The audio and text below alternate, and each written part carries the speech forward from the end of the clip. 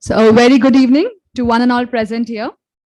I, Christy, on behalf of TERI, extend a warm greeting and welcome you all to the 22nd edition of the World Sustainable Development Summit.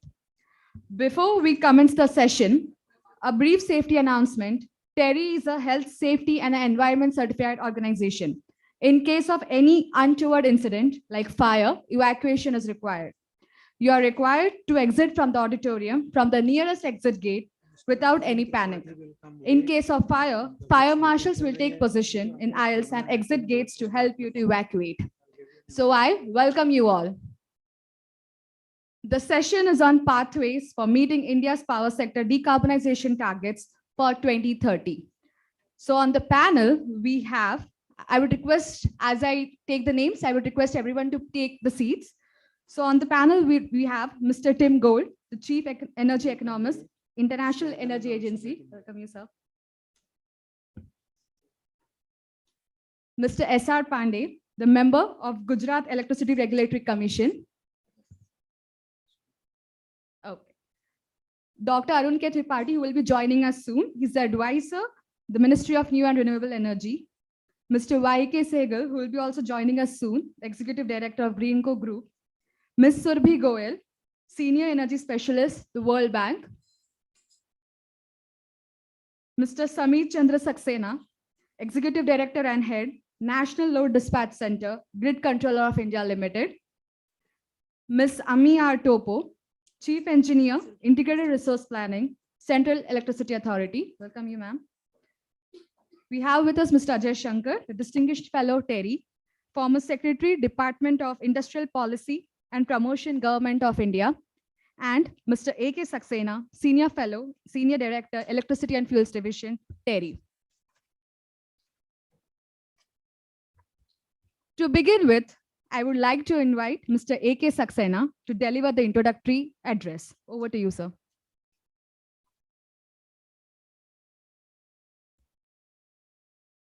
Thank you, Christy. Thank you so much. Am I audible? Good. So very happy to see you all.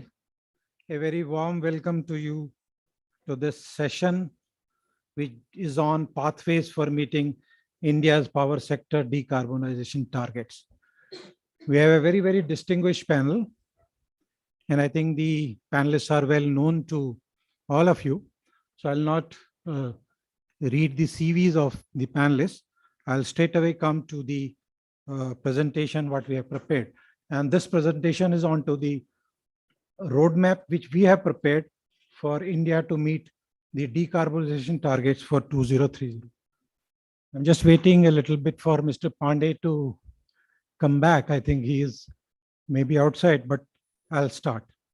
Now the context, I think Honorable Prime Minister announced the targets at COP26 at Glasgow, and two of the key targets were, one is that achieving the non-fossil fuel-based energy capacity of the order of 500 gigawatt, and the second was meeting 50% of the energy requirement from the renewable energy sources. And third, as a long-term trajectory, I think the net zero target by 2070. In this backdrop, we prepared a discussion paper, and the discussion paper has brought out certain practical, actionable suggestions which are there from our side. That is what we will go as we move forward. First, we want to mention about that the target is challenging, but it is feasible. And how do we say it is feasible?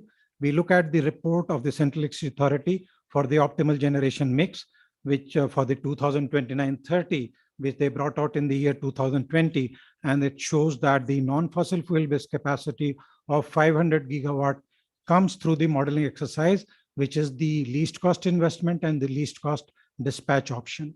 And if you see out of this, the about half of it comes from the solar energy, among the non-fossil category. 1/4 of it comes from the wind energy, and about 12% from hydro, and rest from the other non-fossil sources of energy.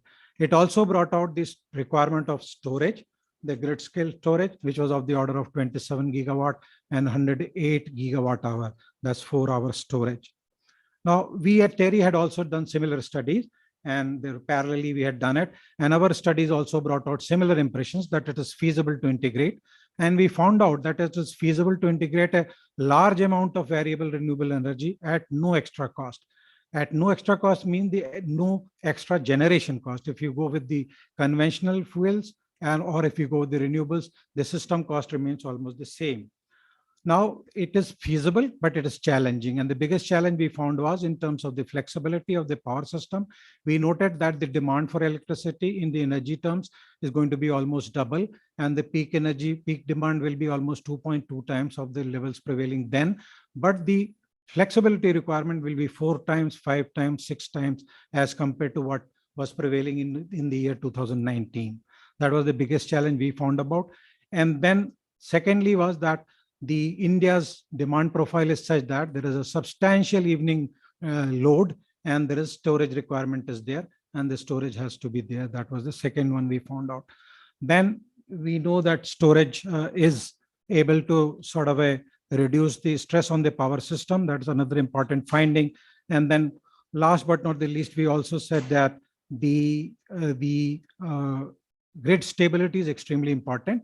And we need to do the power system studies on a granular level, without which we cannot have the operational confidence. It's good to know that it is feasible to integrate systems. They are cost effective. They could operate. The operational constraints can be honored. But then whether it is safe and secure in terms of the grid operation, that is extremely important. And of course, the One India, One Grid, which we have, is extremely important to utilize the diversified resources we have in the country and make best use of these for meeting the demand at various parts of the country. Now, the challenge. Now, the biggest issue is that what is the challenge we have? I think we are at about 160 gigawatt plus of the non-fossil fuel-based capacity. And if we have to go to 500 gigawatt, the addition requirement is 40 gigawatt per year. This is what is the challenge. And if we look at our sort of a performance in the last 10 years from 2010 to 20 and the subsequent, the next decade, we can see the gradient of the curves. The solar and the yellow shows that what has been the sort of a gradient in the past and how fast we have to be ramping up to move the target of 2030. Similarly, for the wind, I think that is what is the challenge which we have to be preparing ourselves for. Now, when we come on to the way forward, the suggestions what we have given for the year 2030, I think we find that we have given 4 or 5 very actionable, clear-cut points. They relate to the solar and wind projects. They relate to the storage projects. They relate to the time of use tariffs, giving choice to the consumers for buying carbon-free electricity, and on the manufacturing side. There is a slide on each of them. We will see in the subsequent slides. On the solar, I think we suggested that feed-in tariff should be introduced on the decentralized solar in the kilowatt range. It could go up to 100 kilowatt. And when we decide the feed-in tariff, the considerations could be, it has to be above the tariff for the large-scale solar projects because they do not have the economies of scale and the risks are greater in case of decentralized solar systems. Secondly, it has to be lower than the cost of delivery by the electricity distribution company in the rural area. So it has to be between these two thresholds. And we thought that it is our view that a feed-in tariff of about, Pandesa, please welcome.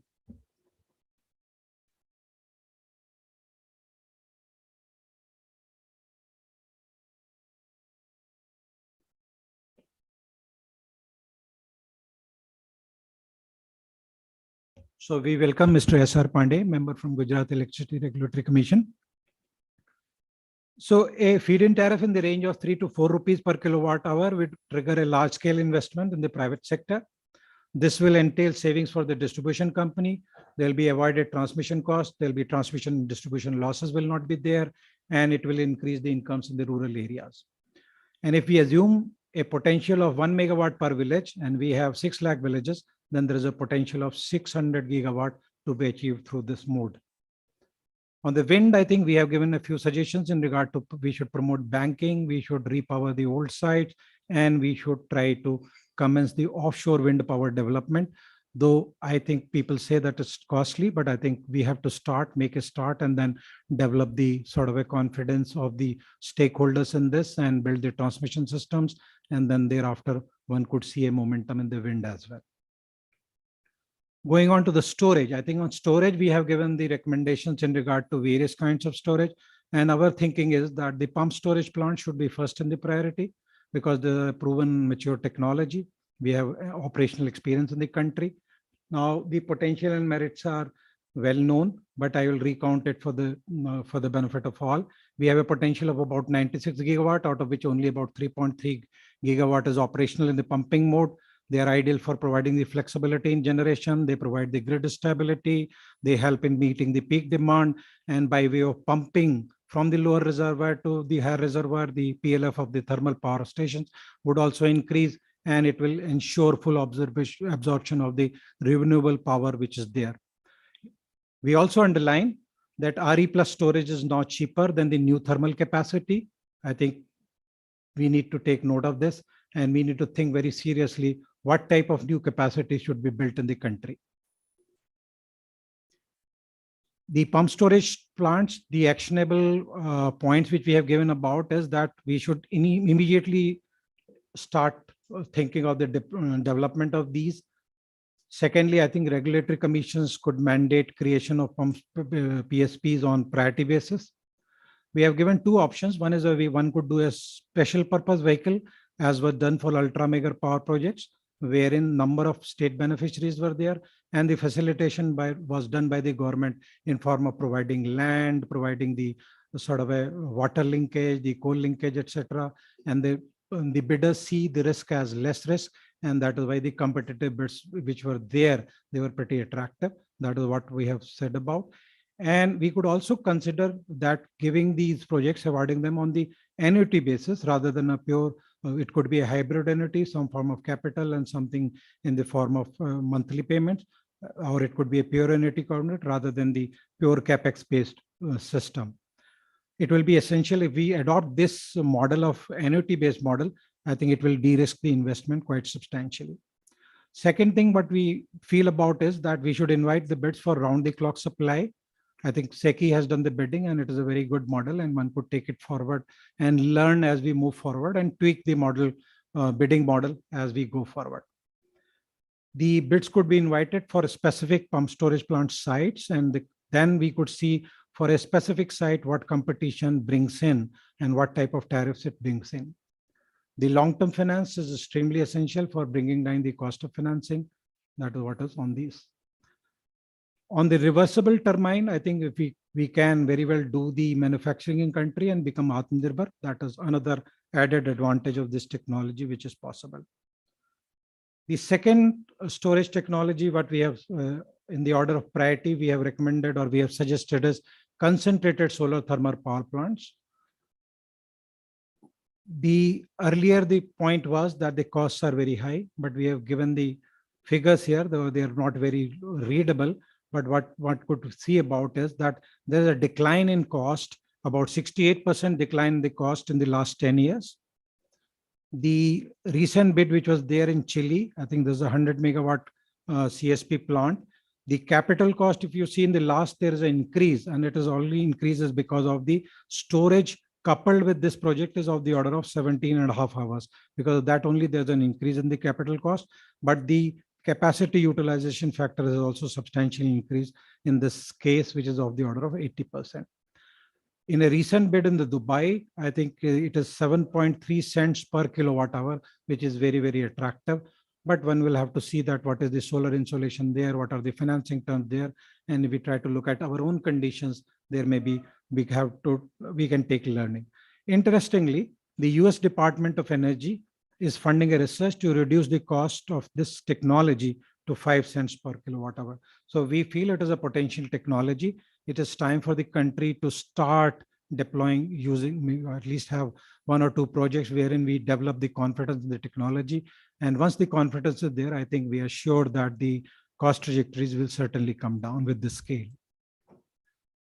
Battery storage and hydrogen are other forms of storage which are to be there, but we feel they could come lower in the order of priority because the grid scale batteries are still in the sort of early usage worldwide, and the hydrogen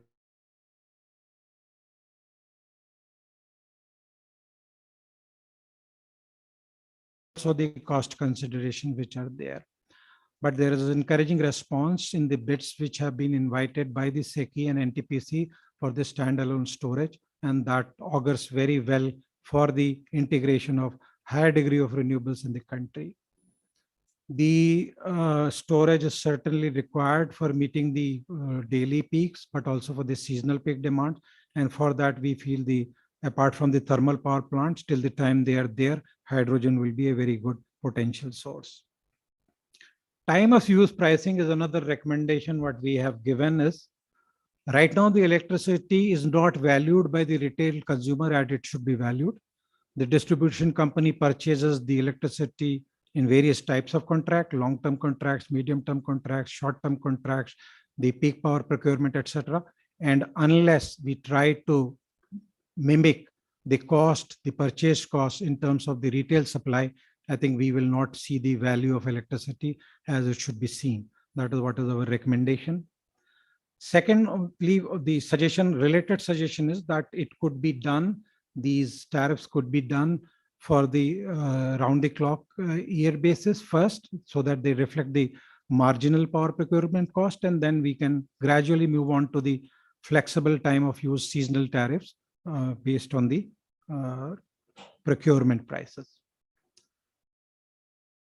Next is the giving choice to the consumers. Unless we give a choice to the consumer to buy green electricity, I think we will not see the push from the demand side.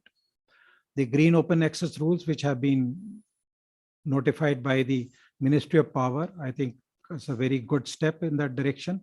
And it is time now the DISCOMs can mandate to give choice to all the consumers for buying carbon-free electricity. First, they can do it on net basis, and thereafter they could move in 2-3 years to purchase green electricity on real-time basis. The SERCs could determine the tariff for such green electricity consumers separately. Manufacturing, I think, extremely important. Production linked incentive is there for a few of the items which is there. Advanced chemistry cells, the solar systems. Now, I think we feel that we need to expand the PLI beyond these, and we should to cover the entire value chain of the supply system related to the renewables. So successively, we invite the bids, the government procurement bids which are there. I think it can help us to sort of bring down the cost very substantially. And these bids could offer the land in the manufacturing hub, the cheap electricity which could be there, the quality infrastructure could be offered, and the duty-free imports of the machineries and spares. And these government procurement approaches in the initial stages could be sort of repeated for concentrated solar thermal, battery energy storage systems, as well as the hydrogen measures. Last slide shows us the key requisites for the success. We know that the RE capacity in the country has come due to private investment and the credibility of long-term contracts which have been there with the DISCOMs. Secondly, the demand projections by the DISCOMs are extremely important. Demand projection, not in terms of the aggregate numbers of the annual energy requirement or the annual peak demand, but the granular demand profile projection, that hourly and sub-hourly demand projections.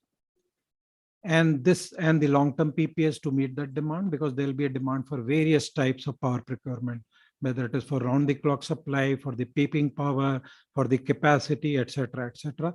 And that will drive the investment for various types of power procurement which are to be done. It's no-brainer to say that it is essential to have a turnaround in the financial health of the DISCOMs. That is what is there. I think the SERCs are trying their best to see what can be done to do that. And this will increase the confidence in the markets. Competitive procurement, particularly that of storage, I think it is extremely important now so that the renewables which are there in the country can be utilized at scale. Thank you so much. And now I hand it over to Mr. Ajay Shankar for taking the panel discussion forward. Over to you, sir. Thank you for a very succinct and comprehensive presentation. We are fortunate in having Mr. Tim Gould, the Chief Energy Economist of the IEA here. So may I request you for your view on this, I think the key issue for India today in the energy transition. Because if we achieve our 2030 goals, then I think the rest will follow quite easily. Thank you very much indeed, Mr. Chair, and thank you very much indeed to Saxena for a really excellent presentation. I should probably start with one piece of congratulations and also one apology. The congratulations is to colleagues at TERI for producing a very insightful 30-page document. Anyone who knows the IEA knows that we also find it quite difficult to produce 30-page documents. So I was very pleased to be able to digest all of these insights relatively quickly. And it's really a fascinating piece of work. The apology is that unfortunately I will have to leave before the end of this session. So please, when I do leave, accept my apologies for that. A starting point, my first reaction when reading through the report, and it was highlighted also in the presentation. I mean, the renewable capacity additions, that's a big success story, but they're not moving fast enough to meet the 2030 targets. And that's a very important starting point then for our conversation. You know, we're adding something like 11 gigawatts per year. That would need to go up to something like 35 gigawatts per year. So let's have in mind the scale of that shift in gear that would be required. And the other thing that's I think striking from our perspective is that the pace of those capacity additions doesn't seem to be responsive to price. So average tariffs have come down from where they were in 2015, sort of 4 to 6 rupees per kilowatt hour, now 2.5 to 3.5. But that didn't seem to have any particularly strong influence on the rate at which capacity was added. And that's all the more striking when, if you're in that 2.5 to 3.5 rupees per kilowatt range, then you're within touching distance of the operating cost of some of the existing coal-fired power generation. So I think the conclusion that you could draw from that is that the barriers to scaling up are don't appear to be related necessarily to the economic competitiveness of the resource. So what are those barriers? And I think we've already heard many of them. It's around land acquisition, grid connections, despite sort of best efforts and very creative thinking about areas like solar parks. I think another important point with which we would certainly agree is that there is a strong bias towards the sort of large centralized utility scale, and that distributed options are lagging far behind. It was implicit in some of the things that were said, but I think there are ways to make the additions more sort of discom friendly, to make them more kind of amenable to the needs of the off-takers, and that speaks to some of the issues around sort of bundling different resources together or adding storage. And then, one issue that certainly when we do the analysis of India's power sector, we note, like everyone else notes, the increased variability on the supply side as you add wind and solar. But we also note a very strong increase in variability, or potentially very strong increase in variability on the demand side. So we really shouldn't accept that demand side trend as a given. It too is responsive to policy signals. And we have emphasized very strongly in our own work and engagement with BE and others, that the crucial issue of cooling. And because that is going to drive a lot of that variability, that will have a big influence on all sorts of indicators of power system reliability. It will also, the extent to which you get the signals right for efficient cooling will also play very much into the sort of numbers that you need for 2030. And a final remark from my side is that I was struck by the fact that I was reading through a pathway for meeting India's power sector decarbonisation targets, and there was hardly anything in there about natural gas. Maybe that's normal for a Indian audience, but coming from a European discussion where gas is always in there somewhere as a sort of balancing option, it's just striking that gas was nowhere to be seen. And I'm not sure if that would have been the case a few years ago, or that's also reflective of some of the, the competitiveness challenges that gas obviously faces now in a world where we've had very high prices over the last year. And, our reading of the gas market is that high gas prices could continue at least until the middle of the decade. So some remarks from me, but sincere compliments to you for an excellent piece of analysis. Before you leave, I'll request the audience to ask you any questions if they have. And one small clarification, we don't have gas and our coal is cheap. So gas didn't make commercial sense for electricity generation at all for us, even in the pre-Ukraine period. So that is why we have always felt that the energy transition should look at moving away from fossil fuels for electricity rather than just away from coal. So that has been a bit of the difference between us and some of our international interlocutors. Anybody from the audience, any comments or questions? No. And would you like to say anything before you leave? No. And then you can get up and leave. No. I mean, certainly on this question of gas, so we recognize that the competitiveness of India's gas-fired fleet has been under extreme strain for some time. There's a lot of stranded capital in that area. When I say it's unusual, it's just unusual from the perspective of someone coming from a debate where gas is normally part of that conversation. I do understand the reasons why it's less apparent here.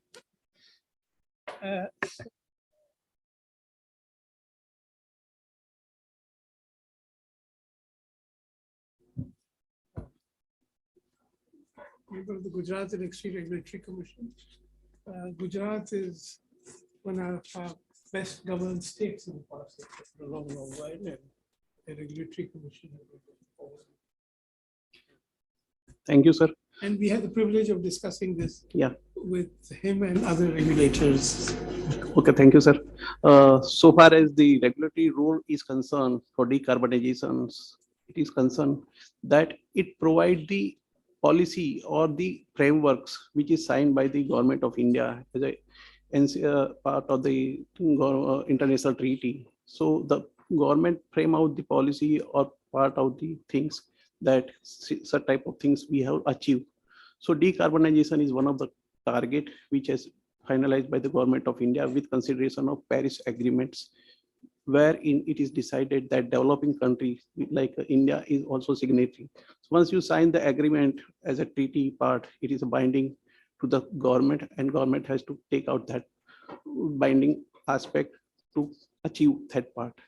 And on that basis, the government of India come out with the different policies and different ways how to achieve that goals, because it is a transition from conventional energy to renewable energy or other sources by which the carbon footprint is required to be reduced.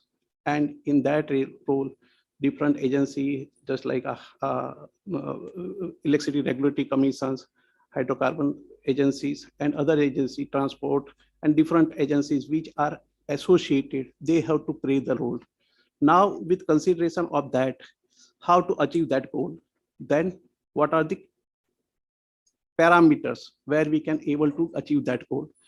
One is get hydrogen, which is industrial use, methanol, ammonia, industrial scale CCUs, which has been achieved by at present done by the use of conventional energy, and it can be reduced by way of renewable energy, because the input energy when you use is electricity, where wind, solar, hydro, and other renewable sources, then your carbon assumptions are reduced to that extent, and it is achievable by way of technology aspect, economical aspect, market, and policy driven. So these are the factors which require to be framed out, and the role of the commission come to frame out the policy. Now, considering the Indian aspects, what are the key role of the for decarbonization. The first thing is promotion of renewable energy, then green hydrogen policy, promotion of long duration energy storage and electric vehicle, introduction of ancillary service and green energy market, because the renewable energy are intermittent nature. So to balancing the grid, it is also important, and that's why the storage systems is also required to be considered. Similarly, transport sector utilizing the oil, gas aspects. So to reduce that part, electric vehicle is one of the important factors which will be helpful to reduce that part. Now, when we says about electric vehicles, then the charging of the batteries is also come in way. And charging of electricity vehicles comes, then the timing of the charging is one of the important factors, where it has been charged and at which time it's charged and what is preferable time for it.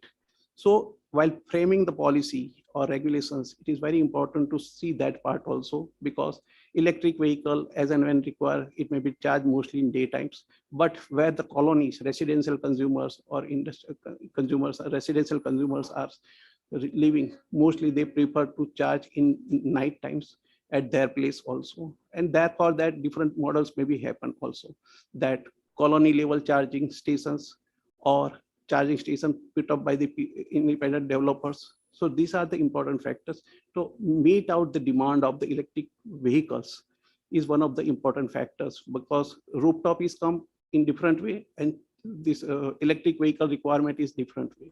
Similarly, data centers, which has been comes, it anticipated that 25,000 megawatts is required for data centers also, because different countries are set up their different data centers here. So that is also additional cost, additional requirement of energy. So how to meet out that things is one of the important factors which require to be verified by the regulator when framing the regulations. At present, the out of 100% carbon output from the, then power sector is contributing about 33%. Industrial, particularly refinery, chemical, cement, iron and steel, and other industries give 24%. Transport, air, shipping, heavy road and light road about 10%. Agriculture 18%. Other fuels and waste and other things are 15%. So major part of the carbon footing required to decarbonization is play at either particularly at power sector level or industrial level, and simultaneously at transport levels also. So to achieve that part, there are different models at present. So far as industrial part is concerned, hydrocarbon is utilizing at present at either refinery level or plant level, which has been used for the production of hydrogen or ammonia or steam production. Now, in spite of using the hydrocarbons, we can use different renewable energy, wind, solar with storage, and it can be used for catalyst purpose and produce the hydrogen, which called green hydrogen, and that hydrogen has been used for the transportation purpose, ammonia manufacturing and other things. But there is also one of the challenge, transportation of hydrogen and its cost. But government policy may lead that part, and once the cost of economies available, then it will be reduced. Just like I give example, when the solar was introduced, at that time nobody was knowing what are the cost and other things. I am one of the person who is involved in the tariff designing. At that time, the developer comes, they get cost, capital cost is 26 crores, some get 30 crores. On licensing side, they can 5 crores, 7 crores. So discovery of the cost is also one of the challenging at that times.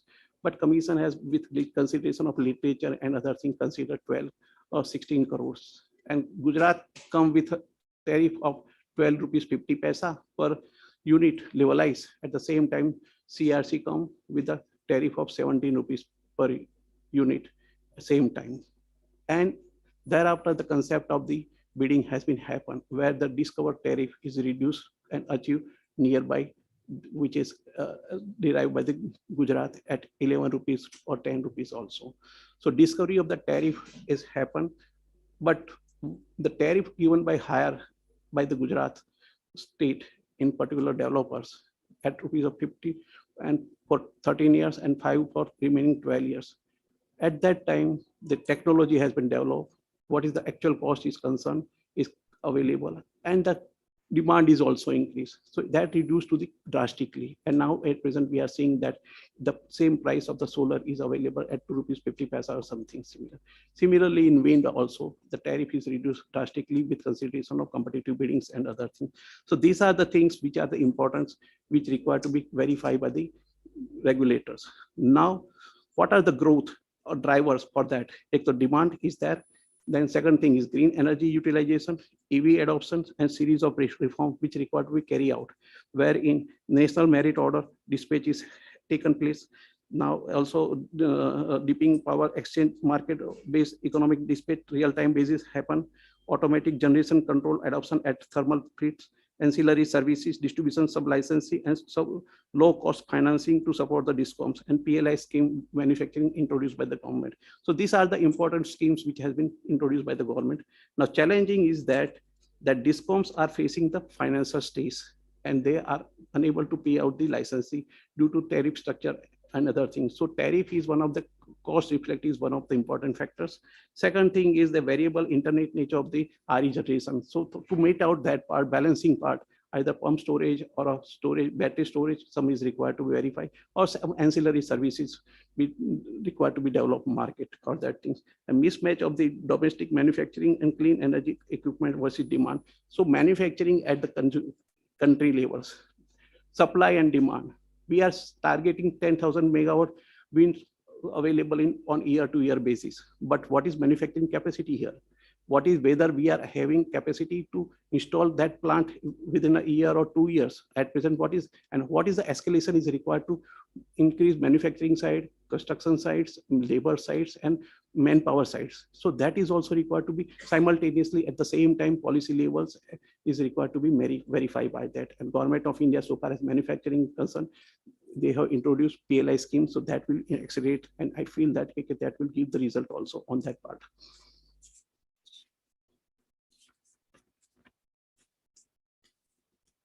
Now, considering the storage, what A.K. Saxena ji has stated that storage is in initial stage. So in that case, the tariff is also one of the important factors.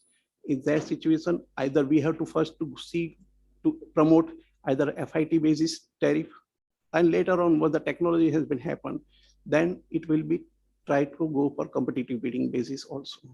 And that will be helpful to achieve the goal also. So government has to frame out by way of subsidy or VGF or other measures that has been carried out, and target has been provided by the state government or SERC, and the tariff determination is one of the important factors.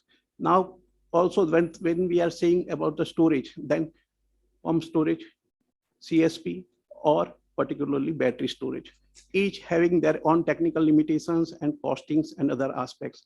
So that is also required to be verified by that. Hydropower pump storage are cheaper. Availability of the sites is required to be verified. And what are the different technology available that is required to be explored. Similarly, thermal storage also. When we are saying the thermal storage, it also helpful to reduce the tariff, reduce availability of the real-time power also. It will give reliable power also. Now that thermal storage may be used in different purposes also. Just like in Gujarat, Dholera, where the industries are coming, that thermal storage are used for the cleaning of the water, desalination of water. So where the water is not available or costing of water is higher, at that place we can use that electricity for desalination purposes also. So what are the options, different options is available, that is also required to be considered. And on that basis, what is the optimum utilization of assets, and also the cost is also required to be verified on that part. So far as now, main challenge so far as the licensee or regulators are concerned, there is variance in the demand of the consumers, peak demand as well as lowest demand.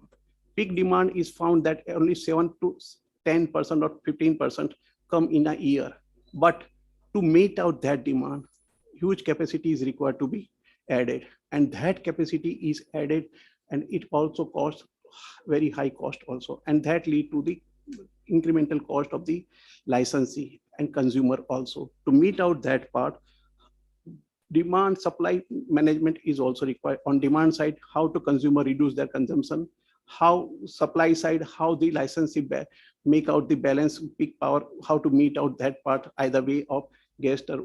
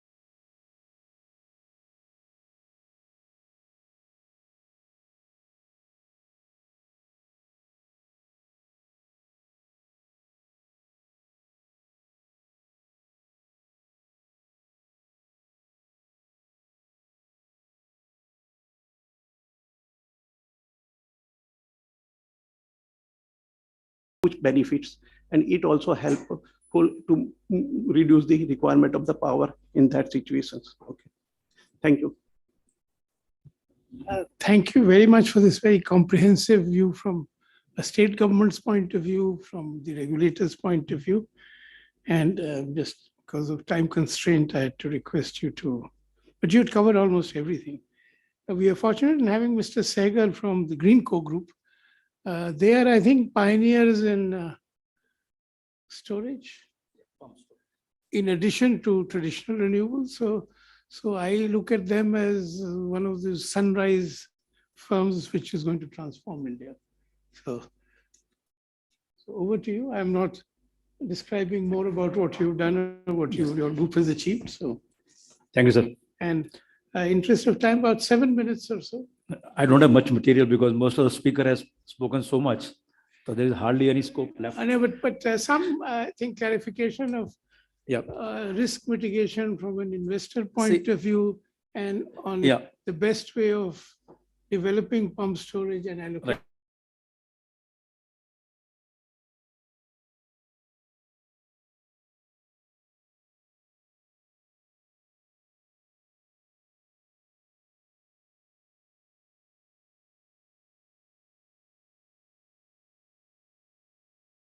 There has to be 60-40 ratio, and we try to balance out the peak and off peak through the hydro generation. Then we saw the scenario when the thermals start coming over there because hydro could not pick up over there. Then the whole journey of flexibility was being provided by the thermal to the extent possible to their limitation, technical limitations. But when the RE comes over there, the thermal has to, lift their hands up basically, because after all, there is a limit for, how much generation they can back down actually. And the country, we have a, long target basically for 500 gigawatt by 2030, and also making green energy. And this energy transition has, beside adding the RE capacity, the biggest challenge which is coming over there is that RE is coming to the time where, it may not be required to that extent. Basically, like solar is coming during the daytime, and the wind may also coming during the night time, or maybe the evening time sometimes basically. But that does not match all times with the demand actually. Beside the intermittency and variability, because that is another issue which we generally talk about from the grid stability point of view. The another big challenge which is coming to Indian grid is basically when the long time back when there was a peak deficit and energy deficit in 2000s and all. At that time, we were, having a flattened load curves because we were somehow managing the load actually. But now, because we have in the scenario where we have energy surpluses, then, the natural characteristics of the load is coming over there. And what is the natural characteristics of load is that, the gap between the off peak and a peak is increasing. If we see the trend for the last 3-4 years and to the future, basically, this gap is increasing because there is a peak demand. But the point is, if we are not, if because of the climate compulsion, we cannot add a thermal, which is naturally we should know, and we have to go with RE, certainly how we'll get a peak power actually. That will become biggest challenge to us basically. Beside meeting intermittency and variability, because that challenge in any case is there, it means we required a flexibility from two angles. One, flexibility from the power supply angle, and the other flexibility which is from the demand side actually. And it means grid is looking for a flexible power sources basically. And as earlier speaker was talking about the gas, and the Indian, certainly we have either have a very costly gas or we don't have gas, and we don't have other sources, and hydro could not be picked up to that extent basically, where we have a sources which could provide the flexibilities. At that time, our group basically, we envisage this scenario with, and we find that if we come with the pump storage projects basically, and we provide those flexibility by integrating to RE, because that was a time when the RE generation was coming down basically. And we find that even if the pump storage have a higher capex, if we combine together, we will be in position to, offer a very competitive price to the peak power actually. And also not only the peak power, another thing, we did a lot of study with all the discoms basically. We try to analyze their load pattern basically, what is their demand, because each state, the peak and off peak, the duration is a different actually. And also the flexibility, the variation is also different by the different states. So we just find out with the PSP basically, along with the RE, we can customize the power, because this is a new concept which we try to have, is to give a customized power actually. Because thermal cannot give a customized power basically, because if we have a high peak and we make install capacity for thermal, suddenly need to be back down basically. It means this power supply is not a customized power actually. So therefore, that was a good opportunity to us basically to add an PSP. But certainly, there was a lot of myth about PSP, is because two challenges we were facing at that time is people were saying the capacity utilization factor of pump storage is very less, and there is very high capex. The tariff for the pump storage will be very high. And second thing, people were talking about very long gestation period actually. These were the two biggest challenge which were when we were talking about PSP 4 years back actually. All the things basically, we have come out the concept of off-stream closed loop and off-stream open loop pump storage projects. They are not this PSPs, the reservoir, one of the reservoir at least is not on the river actually. It is away from the river. And we do the water filling one time in the whole period of this one. And after that also, the water which is filled up is only the evaporation losses only, which is very 1 to 2% only. It means once we did a water filling, the same water as a water battery, we can pump in and pump out and run the grid actually. Another point what our hydro expert tried to explore is those locations where with the height difference of 100 to 120 meter, if we could get areas where there is a natural depression, because that can reduce the civil work basically for at least one of the reservoir. So with that, if by a reduction of civil work and also by making water one-time filling, we find that it is possible that we can construct the this pump storage project, upstream pump storage projects, in a time gap of 2.5 year after concurrences.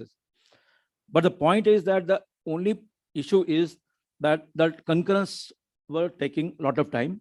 But in that case, the government of India, MOP, CA, they had been so sportive actually.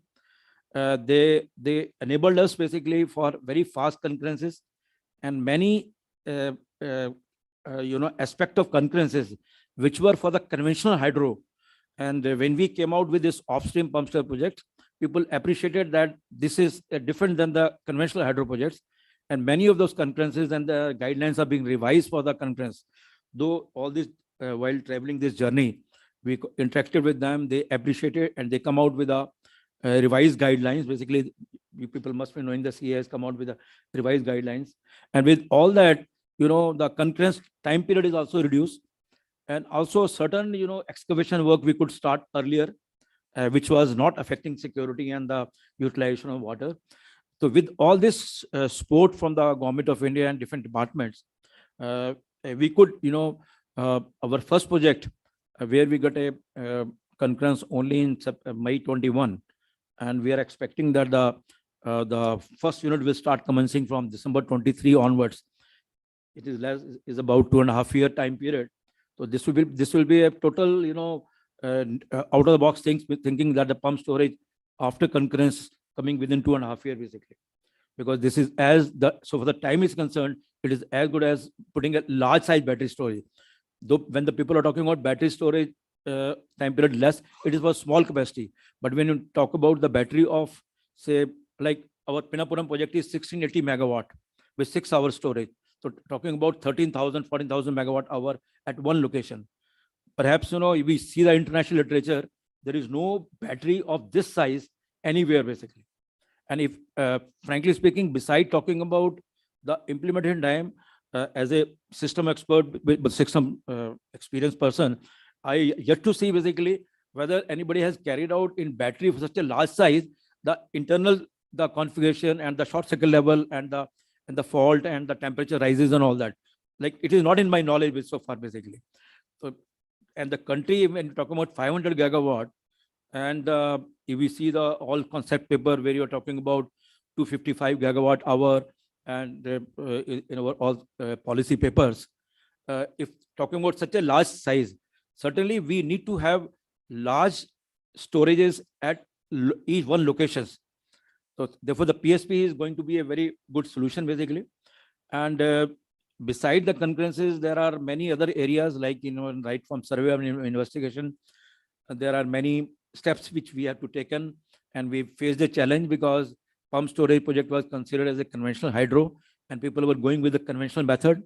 But while traveling a journey, we convinced to them that it is different than that, and we could overcome many of those milestones. And also, Ministry of Power is coordinating with Ministry of Forest Clearance and Environment Clearance also. They are trying to find out certain things, what are the best can be done for, reducing those steps basically. And certainly, recently the guidelines has come from the Ministry of Power for development of the pump storage projects. So they are a very good, areas which has covered in those guidelines. And many more things need to be covered on those guidelines, like many of the aspect to be incentivized, like, when the pump storage it is not for energy shifting, it is not for meeting peak power. We can give ancillary services, we can give a spinning reserve, we can give the black start. So all those values need to be monetized basically. If all those values are monetized and the whole package is given to there, certainly the good viability will come out with the pump storage. There are many things to be speak basically. I think what is perhaps a limitation of time. I will stop over there, but it's a very good journey we have traveled in the pump storage, and many milestones we have overcome into that. Thank you very much. And thanks to you, I think India could well be on the global frontier on large scale storage. And another thing I will tell you, And pump storage, Yeah. far more risk-free Yeah. technology compared to the problems which Indigenous rare available, earths- rare Atmanirbhar, earths will provide for environment that free, there's no issue basically. Another important thing is that even if you see the India, why India is leading, because if we talk about customized power, if we talk about a flexible power supply, I've yet to see any international literature where any utility is providing through RE and storage a flexible source of power. Basically. Until- India is leading into that. Until we succeed on that, electricity cannot be fully decarbonized. Yeah. Exactly. And the world needs to decarbonize electricity fully. So thank you. May I turn to Mr. Gould from the World Bank for the bank's perspective or your personal perspective, whatever comments you'd like to offer on this. Thank you so much, sir. So I think a lot of the ground has already been covered in the terms of the challenges and the problem statements that we have. So what I'll do is I'll take the baton forward from Mr. Sehgal and try to provide some solutions, what we are trying to attempt while we are working with the government. So just picking up on where Mr. Sehgal left on the PSP. So of course, PSPs, I think, are going to be very critical as we look forward on 500 gigawatt targets, because the simple reason is the variability needs to be handled. The first and foremost question that is on top of the minds of the people is that if thermal goes out, how am I going to have my lights up and running all the time, right? I cannot afford to have my Wi-Fi down for any second also. So that is quite practical. And that is what I think the entire power ministry and renewable energy ministry is at the moment trying to look forward in terms of what measures should be taken as the summers are approaching. So from that perspective, Greenco, of course, has done a very quite innovative model in terms of combining RE with PSP. We are trying to attempt another little bit different, but something similar with Himachal Pradesh. So what we are trying to do is that we are trying to bundle the hydro, one of the hydro projects that we have identified there, and bundle it with non-hydro RE resources somewhere else in the country. Find the bulk consumers on the other side. Again, it could be located anywhere in the country. We have done some business case kind of assessments, and to match the demand profile with this, profile of the supply that we have on the other side. And we have seen that even if it's like couple of paisas or rupees higher than, the normal RE would be, the bulk consumers who have already committed for net zero targets are willing to pay for it because they have already committed for that kind of power to be procured. So there is a lot of momentum in the market to look forward to that kind of aggregator or bundled product to come and approach. And it might help us in deepening the wholesale electricity markets to some extent as well, because again, and Mr. Saxena, I'm sure will be talking about it when we, pass on to Grid Controller of India. Wholesale electricity market is something which is very shallow at the moment. Total, including bilateral transactions, is only 10 to 11%. Majority of it's tied up in the long-term PPAs. And what, again, I can speak on, behalf of some of the conversations that we have been having with ministries in the brainstorming sessions, that they are actually trying to see that how the long-term PPAs can be gradually taken out of the system, and we look forward to have more renewal, I would say, based PPA, which like 5 year or shorter term or about 7 years. The problem that comes again is from the financial perspective, because if you do not see the PPAs to be there for longer term, the financing industry is like that, they do not want to support. They do not see that how the generator or the, investor would be able to repay to us. But there is where I think we have to introduce innovative mechanisms like contracts for differences and all, so that the penetration of the market deepens. This is critical because as we look forward, these instruments will be more akin to what RE looks like, what battery storage solutions, for instance, can be looking like. So a lot of such kind of innovations are very important to be furthered as we look forward. On hydro, one important point is that what Mr. Sehgal also tried to emphasize upon, that hydro now should be looked at in a broader perspective. We should value the reservoir. Even if it's run of the river, it has a storage of 1 to 2 hours or 3 hours. That is also critical as we look forward to 500 gigawatts of targets that we are looking at. How we attach the value to the water rather than to the electrons being generated, which is at par with any thermal power station or RE power. There is no differential treatment that we are doing to the hydro. I think there is where it is the most important. How we can attach value to the water in the reservoirs can actually bring back hydro to the mainstream. And without hydro and PSPs, if we rely only on one solution on the energy storage, the RE journey will continue to be very slow. Another thing which I think is important is on the floating solar. It's also mentioned in the TERI's paper as well. Floating solar, again, we have been trying to push the frontiers for quite many years now. It's slow. Again, the ball actually stops at the discoms level, because discoms are very much looking at every 2-digit, I would say, place of, decimal place of the tariff also. Floating solar, by the nature of it, is relatively expensive, but if you look at the efficiencies levels, it's relatively better than the ground mounted. If you have bifacial modules on the reservoirs, it again increases few percentage points upwards of the efficiency levels. So all those data and, I would say, repository of information is very important for people, the regulators, for the financiers to come and invest in these segments. There are many points actually. So lastly, which I would like to highlight here is that beyond just looking at the hydro and bundling, we are engaged with Ministry of New and Renewable Energy to support their green hydrogen mission. We are looking at the offshore wind as well. We are working with Gujarat and Tamil Nadu. We are looking at the solar rooftop through SBI credit line. We have been engaging on the solar park side. We have furthered the Riva solar project. Now Agar Shahjahanpur Neemaj. We tried to bring forward the Spiti solar project, Omkareshwar floating solar, which was under solar park scheme. All that has been possible, or at least saw the light of the day, was through our deep analytical pieces of work. As we look forward, we are trying to again push the frontiers on the floating solar with SECI, combining solar with batteries in Chhattisgarh. There is this project coming up at Rajnandgaon, which is trying to shelf off the peak demand, again flattening the curve that Mr. Sehgal about. So how can we, meet the peak demand is the objective of this particular project that is coming up in Chhattisgarh. We are trying to attempt on the automated demand management systems in Himachal Pradesh. Again, with Kerala, we are looking at specifically on how to use their existing reservoirs of floating solar and hence to contribute towards the green hydrogen consumption from the renewable energy side.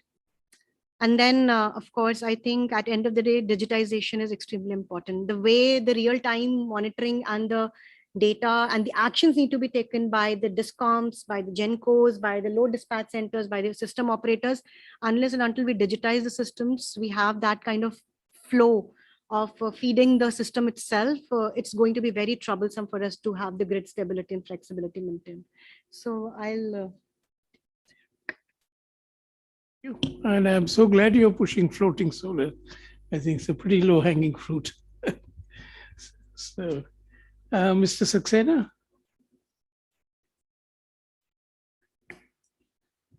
Thank you, sir. At the outset, I would like to thank TERI and the organizers for giving me this opportunity to share my thoughts here with this August gathering. I must compliment the report, that the efforts that have been made to bring out this excellent report on the pathways for decarbonization of Indian power sector. I represent the system operator fraternity, so I would be talking about the real operation, the kind of challenges we face. The financiers and the bankers bring the money, the project implementers have implemented the project, and we have to operate it and operate in a secure and a reliable manner.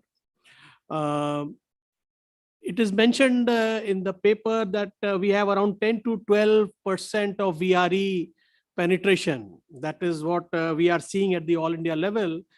I would like to add an additional perspective to this. We have states which have very, very high penetration of VRE. Karnataka, for instance, has 72% in terms of energy terms, and in terms of instantaneous megawatt penetration, it is 132%. Coming to other RE-rich states like Andhra Pradesh, Tamil Nadu, Gujarat, honorable member is also here.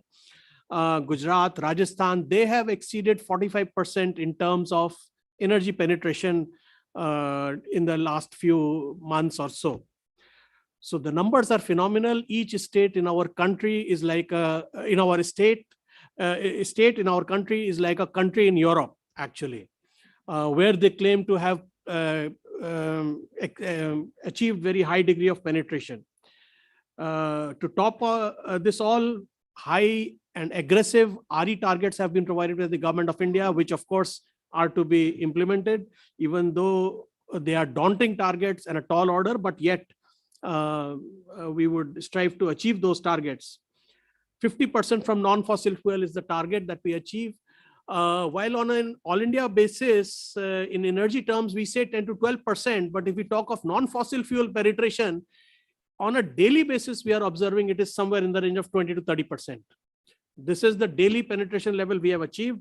During COVID time, when the demand itself had come down, this penetration of non-fossil fuel had crossed 30% also and 35% plus also. So yes, RE is there and it will be there to stay. Aggressive targets are to be met. One big contributor to this ability to absorb this huge quantum, say for instance, Karnataka, it's absorbing such a huge quantum of RE, is the robust grid that we have got from our planners that has been implemented, a large footprint, a synchronous system across the country, which harnesses the diversity and facilitates power flows across the regions. So this has been a very, very big enabler. And of course, on top of it, the institutional regulatory mechanisms, the policy directives, and all those do help in meeting these things. Coming to the kind of load curve we see day in, day out, the back of the duck is about 30 gigawatt deep that we see each day. So we are flexing 25 to 30 gigawatt each day, day in, day out. And how do we achieve this? We have thermal flexing of the order of 20 to 25 gigawatt. Hydro is there. In winter season, we get around variation in hydro is from 5 gigawatt to somewhere around 25 gigawatt. Solar penetration is increasing day by day. Only last week, we have seen a record solar availability of 44.5 gigawatt nearly. In the last week, we have seen that. So this all gas, actually, yes, it has been talked about. We have limitations of the kind of gas availability that we have. So this is available only during peak hours mostly. And there is some base kind of gas also there, very limited quantum. RE penetration has also, increasing RE penetration has also brought about more and more focus to the weather disturbances. It is not as if the clouds were not there or the wind did not blow or suddenly windstorms did not come always. They were always there. We've seen them for decades, but we are more concerned about them because of the renewable penetration increasing. So they are now becoming more and more important. All this flexing that I have talked about brings us to the topic of flexibility, which is very nicely mentioned and succinctly mentioned in the report that has been brought out by TERI. It is the key thing that will help us harness more renewable. One enabler that I mentioned was the transmission. The second enabler is flexibility. Flexibility of all kinds, let me say. Flexibility in thermal generation is important. I have mentioned about the kind of flexing that we see day in, day out. Recently, CA regulations have been brought out in 25th of January after a lot of discussion, deliberations. Very, very important and positive step, because this is what is going to bring all on board. CRC regulations have a jurisdiction at the interstate level, and unless all states also adopt that, the same thing doesn't percolate down below. But CA regulations definitely have a definite big impact on this. Coming to flexibility, there are 2 or 3 attributes that we look at. Startup times. We still have a challenge. We are looking at newer, more efficient technologies, but practically we observe that the supercritical units are at present, we are dispatching them under ancillary services. We are observing that they take up to somewhere around up to 36 hours as a startup time. Now, one of the attributes of flexibility is fast startup. So that actually needs to be brought down. How we can do it, it may be a technological challenge for the generators, but then something needs to be done about that. The second is the ramp rate. The CA regulations have very nicely addressed up to 70% and above load levels. 3% ramp rate has to be provided. 55% to 70%, 2%, and 40% to 55%, 1% ramp rate. So this roadmap sets the contours very, very clearly. They've also given a roadmap within 1 year and 2 years. Each and every generator has to endeavor to achieve these levels. The third attribute is the minimum turn down level that we talk about. Presently, it is at 55% at the interstate level, largely 70% or so at the intrastate level. These regulations also mandate 40% to be the target that needs to be achieved. Some of the states like Karnataka and all, if they are able to flex their generation right up to 40% level, then they would be absorbing still more RE. There is a fourth dimension which is not yet talked about in the standards also. It is two-shift operation of the thermal generators. So two-shift operations is not yet being talked about, but let me tell you, necessity is the mother of invention. And while we keep talking, discussing and saying that these need to be brought about in the regulations, the standards, Tamil Nadu has, as a state, has gone forward and demonstrated at Mettur thermal station, Tuticorin thermal station, and NCTP, I think it is North Chennai, that they have demonstrated they are doing two shifting day in, day out for the last few months. So this is a phenomenal change that has happened to us, and we keep citing this example. And the units on which they are doing this are 210 megawatt unit of 80s and 90s vintage. So why, under what circumstances, newer units, better technology, more efficient technology should not be able to do this needs to be seen and addressed. It is a serious challenge that needs to be seen. So this is one direction we really need to act on. The other side, this is the supply side flexibility. We can talk of the demand side flexibility as well, which can be, as the honorable member and others have already spoken, bring in time of use tariff. The paper also says so, flatten the demand curve to the extent possible. And so many measures are there. I would not go into that, but there is one aspect that needs mention. We need to start working on the demand response side of it. The demand response needs to be captured. It is a very, very efficient and cost-effective resource as compared to supplying the costliest top 5% of the top 2%, 5% of the power that needs to be supplied. Coming to markets, markets have a very, very important role to play in this entire role for flexibility. We need more products, more options, valuation of the product, valuation of water has been mentioned. We need valuation of the flexibility attributes, which can be then monetized and brought to the market. Apart from the physical delivery-based markets, financial products are what are going to take us to the next level, to the next orbit that we talk about. So CFDs, risk mitigation, we need to transfer the risk from the sector. From an investor perspective, the risk must get transferred to those who have an appetite for that risk. And risk hedging instruments must be available. Storage, of course, there is no denying the fact storage is the in thing. And of course, as operators, we wholeheartedly support the pump storage initiative. The government of India has brought about the guidelines. They are very, very significant guidelines. And going through the guidelines, I find that 55 projects of 73 gigawatt capacity have been allocated to the CPSEs. This demonstrates the government of India's intent to push for long duration pump storage, plant-based storage based projects, so as to integrate the renewable generation. Having said all this, reliability must not be lost sight of. For reliability, we need simulation studies of all kinds, be it stability studies, be it operational planning studies, long-term planning studies. And of course, the latest under discussion is the resource adequacy studies. We need to go in for the net load. We now, conventional way of thinking, resource adequacy needs to change, and we need to think of net load that has to be met. Forecasting, scheduling, and of course, all those are there. Ancillary services is one thing that has been mentioned, and it is a very important component to be handled.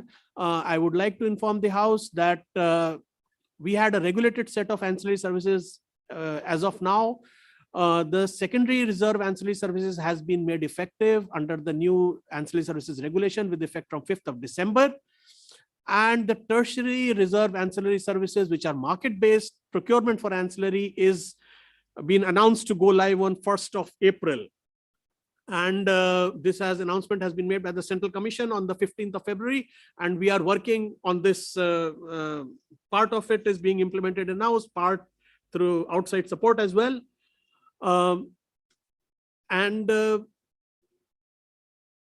Once more, just last point before I stop, are the challenges in the data modeling part. I think the modeling part, there are challenges in the amount of data that the generators are able to provide to us. So we need a regulatory mandate as well, maybe through standards or through regulation, that modeling data has to be compulsorily provided for carrying out studies, different studies, especially the operational and the stability point of view. Last but not the least, technology and digitization was mentioned by Ms. Goyal here, and it is a very, very important aspect. Improve visibility and controllability of the distributed energy resources, because as the penetration grows, we as system operators have a fear that we may not have full visibility of the underlying system, and that could pose a threat to the reliable and secure operation for the grid. Thank you very much. Thank you for having me here. Thank you for this opportunity. Thank you. Thank you for bringing that perspective. And for some of us, it is news that Karnataka has over 70% RE, so it's as good as the best in the world, I think, close enough. Ms. Topo, I think you will give the overall planning perspective. So. Thank you, sir. Most of the things are very well covered with all the speakers. So I'm the last one, very less things to speak out. I'll just give a brief that CA has carried out this generation expansion planning studies for the year 2030. So first we have come out with the report in 2020. So we have revised the report because the demand has been revised by the draft 28th EPS. And there are many changes, like in terms of capacity addition also, and the phasing of capacity, and there are new technologies also coming up. So we have again revised our studies, and as per our new studies, we have taken the demand forecast of draft 28th EPS, which was for 2030, it was 325 gigawatt of peak and 2.56 billion units of energy requirement was estimated by this EPS committee. And we have taken that as an input, and we have carried out our studies, and we have estimated that around 774 gigawatt of capacity is likely to be required by the year 2930 to meet the demand.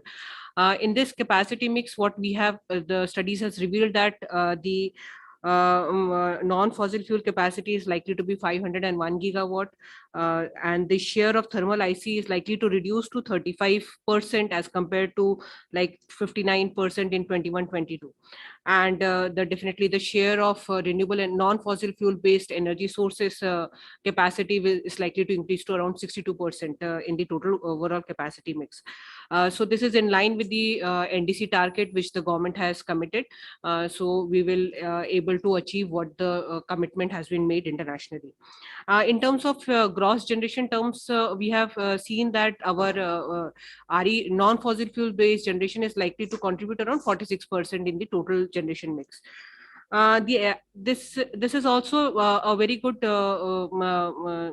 outcome of the study, that the CO2 emissions, which is in the year 21-22, which was around 0.7114 kg CO2 per kWh, is likely to reduce to around 0.455 kg CO2 per seat. So this is if we could able to achieve this much of 501 gigawatt of non-fossil fuel, definitely our solar emission rate is likely to reduce drastically. So that will be a very good achievement for us.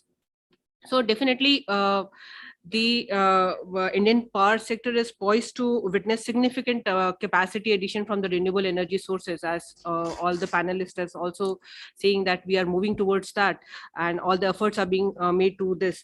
The cost effectiveness of this RE technologies is also one of the driving factor why the most of the capacity is being taken up by the RE sources. However, RE sources capacity addition is one thing, but there are challenges associated with that. The flexibility challenges with Saxena sir already mentioned very elaborately and very nicely has mentioned that how to address this. One of the very good like initiative which or the regulation which has come out is now the thermal plant has to the technical minimum of thermal plant has to come to 40%. So that is one of the because most of our generation fleet is the thermal based generation. So if the thermal plant goes to 40% technical minimum, definitely we can absorb a lot more of RE, and the needed flexibility, the support will be given from the thermal based coal based power plants. Definitely apart from this, the hydro based capacity and the pump storage and the energy storage system, like from the studies, it is we have seen that like around 14.5 gigawatt of pump storage system is likely to be there in the system by 2030, and around 25 gigawatt of battery energy storage system is likely to be required. So I should not say this is only the battery energy storage system or the pump energy storage system. We require energy storage system, and there are other technologies, storage technologies are also coming up, like the redox flow battery, which is also very promising. So that has large storage life, and the life of this technology is quite long. So these type of technologies are in a nascent stage. Definitely when they will come up in a big way, they will entirely change the whole power sector scenario.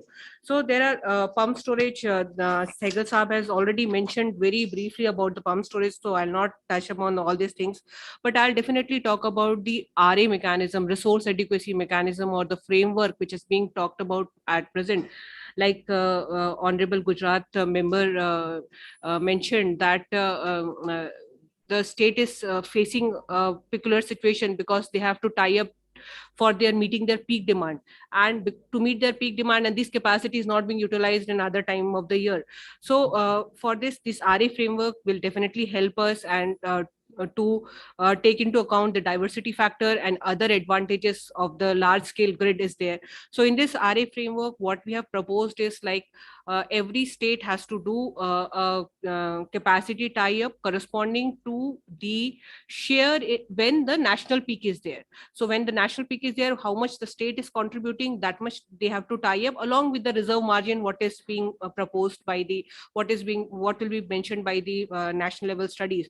So this much type. So when every state will tie up as per the contribution during the national peak, definitely in a whole nation we will have enough capacity, and this capacity, when the state will see their own when they will observe their own peak, they can like procure, or they can like use the resources optimally from the other states. So this will also help us in using the resource optimization, or the usefulness of resources will also be there, and this will also ensure that we will have adequate capacity in the grid. So this RA framework, we have already, CA has already published this resource adequacy framework draft guidelines, and this finalization of this guidelines is underway, and soon it will be finalized, I think so. So in this, as per this draft guidelines, CA will publish this national long-term resource adequacy plan for 10 years, and annually they will revise this. So every year they have to come up with this revised version, wherein they will specify that which state how much the state's contribution in the national peak, so and the planning reserve margin, so that the reliability criteria is also met, and the enough sufficient capacity is also there at the national level. So and apart from that, the NLDC will do the short-term resource adequacy plan, that is for the operational purpose. Then every discom will also have to prepare this national resource adequacy plan for their own discom level. So this will help, like as the panelist mentioned, that the planning should be, the modeling should be done at the discom level. So we are proposing that the discom at each and every discom level, the planning should be done very scientifically, it should be done, so that the demand at every instance of the time will be met reliably. So this is all I want to speak today. Thank you very much for listening carefully. Thank you very much. Thank you. Any questions from the audience?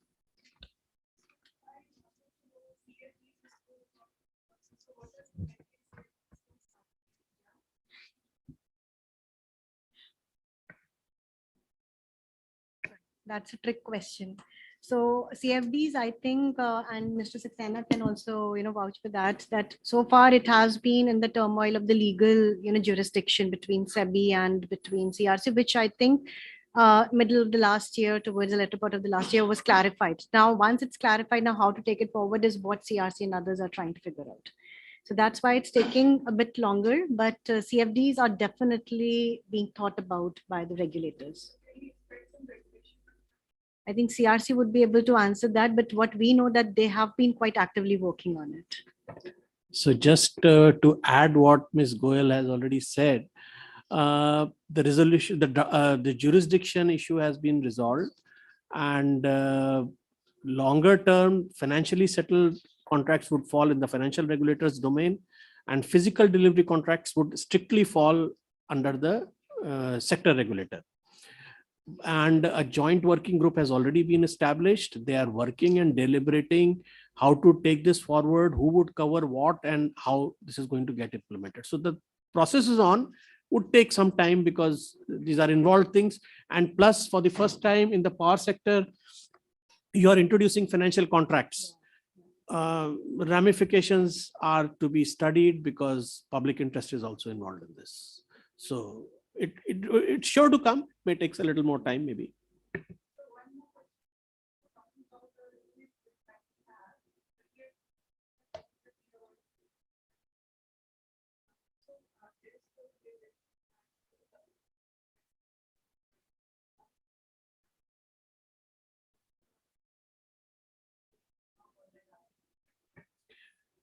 I mean, we are moving one step at a time, and gradually, yes, more and more actions are being taken. I won't be able to specify everything that is being done, but yes, a lot of work is being done in this direction. For instance, reactive support, advanced planning for the transmission infrastructure, ancillary services is being brought in.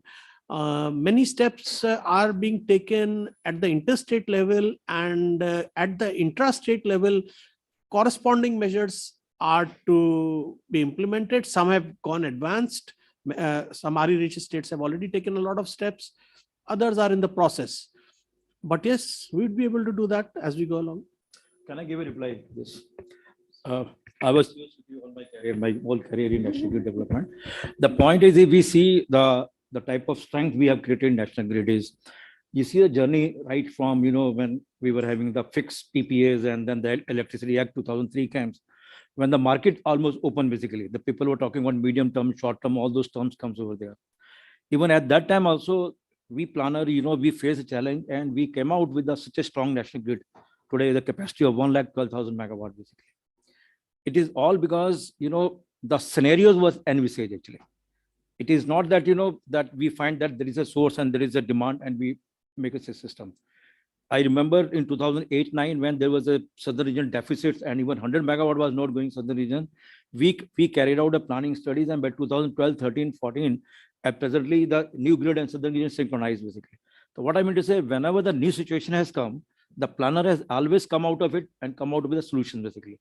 And frankly, let me tell you, Indian grid today is one of the most modern grid basically, because it has the all latest state of our technology. Talk about plus minus 800 kV, 6,000 megawatt DC, thyristor control series compensation, StatComs basically, which are very rarely any grid in the world have. The same way for making 500 gigawatt, already recently the CA has released a report on 500 gigawatt transmission, in which they're talking about 2,44,000 crore investment by 2030 in the transmission alone only, envisaging all transmission corridor from RE-rich area like from Rajasthan or Khavda, or all those things are being planned and they're being taken up progressively as the generation is coming up. There's a scheme for it. Just on a lighter vein, I spent many years in the power ministry, and the only time anybody came to get educated was a huge Chinese delegation when we didn't have enough space for chairs for them, trying to understand how we were achieving such wonders in the national grid.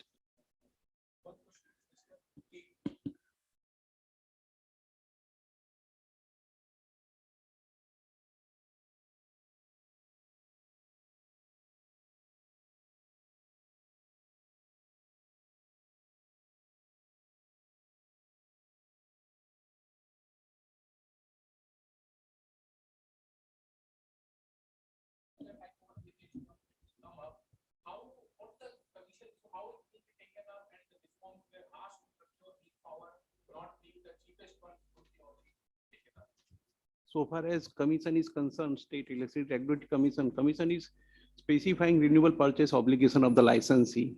So that will be made out by it is obligation of the licensee to procure the power of particular quantum in particular pricing. Pricing is approved by the commission, but the quantum is also one of the important factors which require to be fulfilled by them as an obligation, which is come as a part of the regulations. And at present, there are two types of already working tariff determination. One is FIT, means section 62 under, or section 63.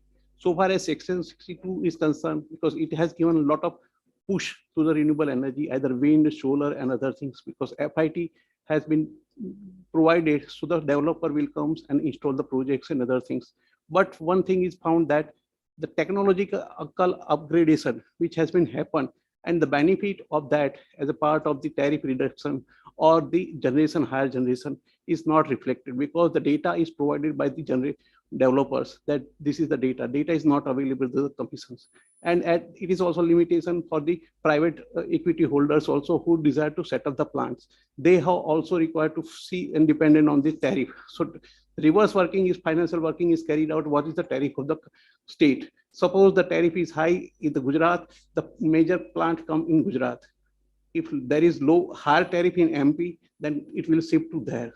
So once the competitive bidding comes, then actual cost is reflecting. Second part is that the state level, what is the paying capacity of the licensee?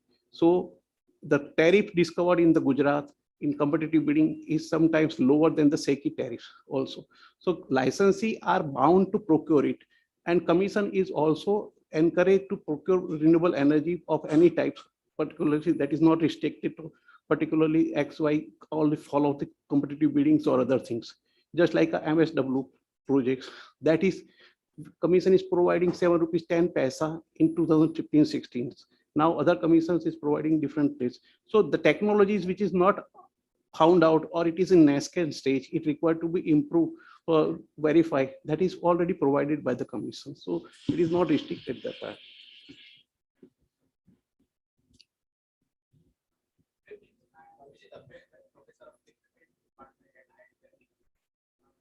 Panelists for such insights into the I have one observation. So whenever we are discussing about decarbonization and taking targets in 2030 or 2070, we talk about the source side of the generation side. The thrust is on the generation side. But whenever we have these PREs, I think equal space should be made upon discussing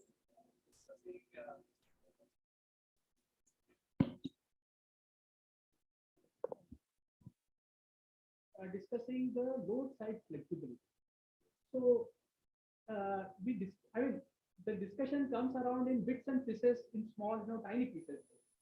But if you look at US, Department of Energy is laying major thrust, the system is going to depend heavily on the load side flexibility to counter the vagaries of renewable. How do we see load side flexibility in India? Can somebody? Mr. Pandey had referred to it quite elaborately in terms of the price signals, the tariff signals that would go, because there are only two ways of handling a spike in demand.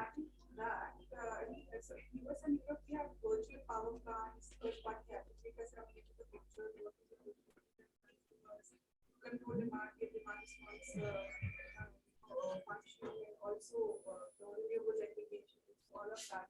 So I think when do we see virtual power plants coming in? Again, I think we're running out of time, so I will not get into that discussion. But very briefly, look at our history. Spikes in power demand resulted in load shedding. And if you're wealthy, you had a captive power generating unit at home. Now we've reached a stage where demand is being fully met, and by and large, it's pretty reliable, getting more and more reliable. The next stage is improvement on the tariff or price signal for time of day, time of season to incentivize change in consumer behavior. Now, once we get there, then the next stage would be for these things to come in. There has to be a certain evolution. I think we are a little out of time, so I will thank all the panelists and just make three very brief comments. One is picking up on the point made by Ms. Gould that we in India have to be very conscious of the fact that investments are coming in from the private sector. And therefore, we have to be always conscious of the risk perception of the private sector and its mitigation. And as I see it, at least in the coming years, anchorage of a PPA with a DISCOM is a precondition for private investment, and the PPA has to be for the duration of the debt in the capital markets. Anything short of that would risk the flow of private investment. So I think we need to be very careful about looking at this aspect. I think sometimes in our enthusiasm to embrace Western market designs, we could lose sight of this. The other point is that, and it was made by all of you, that the DISCOM has to make its demand projections, and the regulators have to drive them, the C has to drive them, because going forward, the phenomenon of increasing difference between daily peak and off-peak and seasonal peaks becoming really huge. I think that's a new challenge for everybody in the sector, and I think the sooner we come up with creative solutions and try out different models, the better it is. Otherwise, we'll end up with power cuts again. Because it may make sense to create a market where somebody may aggregate all the private DG sets and run them for the seasonal peak, or maybe use gray hydrogen or green hydrogen in some pilot plants for meeting seasonal peaks, or pick up old thermal plants which are due for retirement and just run them for seasonal peaks. But till we think and act along those lines, I see a serious problem coming up. And one point which was made in the 2 points made in the presentation, which I'd again like to highlight, our view is that we do not need new coal-fired stations. This is not yet the prevalent view in the country, but I think people should look at numbers and costs. And he has demonstrated that you do not need new thermal power stations in the country. And the other is the point which Mr. Saxena has made in one slide, that the Indian consumer, including business sector, is keen to be able to feel that they are carbon neutral and declare that they are carbon neutral. The brand value gains in becoming carbon neutrality, and it is for regulators to push the DISCOMs to assume the responsibility of giving fully green electricity round the clock, rather than leave it to the buyer to run around for direct contracts. Because the distributor will give reliable supply. And that will create a bigger market for storage. And I think we could see a much faster transition in the energy side. So once again, thank you. Thank you so much, sir, for summing it up. So as we are at the end of our session, on behalf of TERI and WSDS Secretariat, I would like to thank you all for joining us today. Really grateful to the esteemed speakers for their valuable time and for such thought-provoking deliberations. There's a short announcement. All of you are requested to please proceed to the Stein Auditorium as our next plenary session on nature-based solutions for addressing climate vulnerability and ensuring food security will start at 6 p.m. Thereafter, please join us for dinner. Thank you so much.